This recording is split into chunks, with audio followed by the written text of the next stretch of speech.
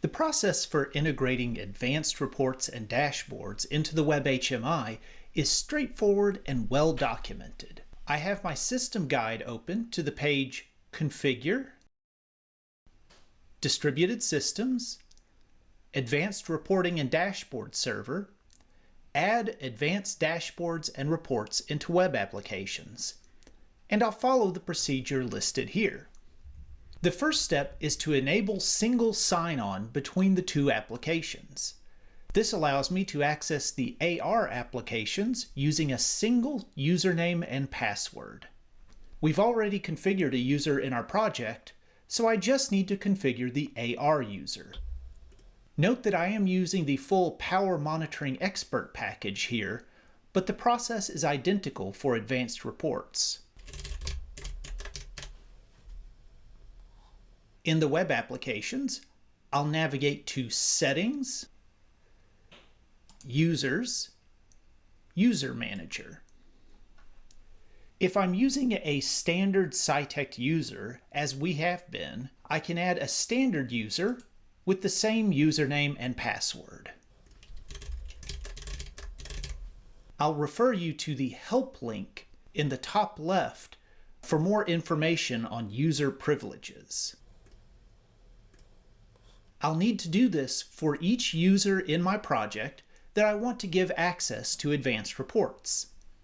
However, if I'm using a Windows group to manage my users, I can add the same group to AR for the same effect.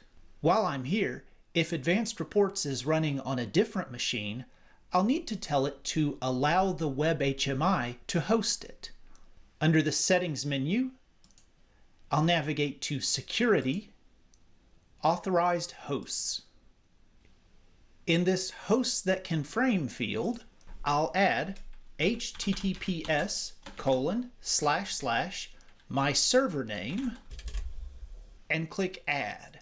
If I have a standby server, I'll add that as well.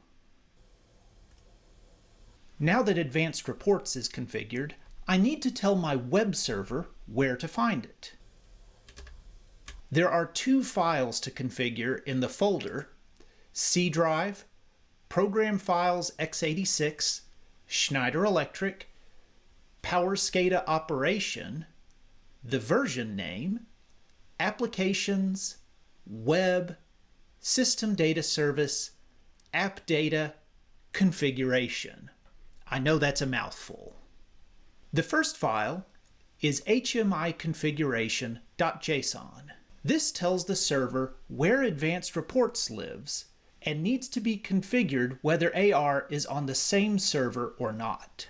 If this file doesn't exist, you need to run the Web HMI once to create it automatically.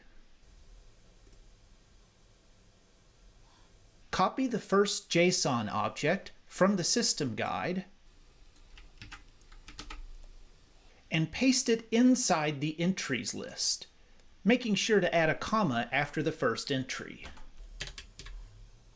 We only need to change Advanced Reports URL to the full server name.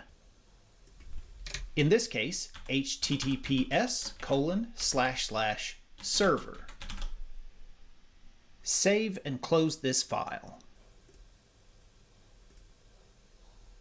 Next, we'll add the Reports tab to the Web HMI in the file application-menu-config.json. As before, copy the second JSON block out of the system guide, but we need to paste this in a specific location inside this file. The first array here is called Application Settings, and this contains our menu in order. At the end, I can see the Trends button, so let me add a comma and paste in my new menu entry. Be sure not to scroll down and paste in one of the other objects. I need to edit the fields in this object. ID needs to be a unique identifier for the tab with no spaces.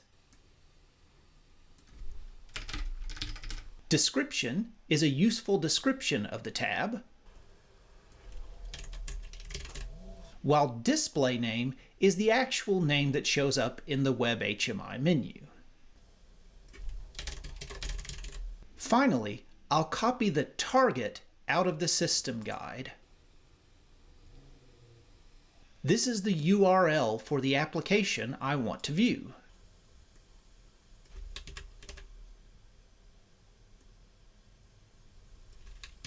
At this point, I can save, close, and refresh the Web HMI.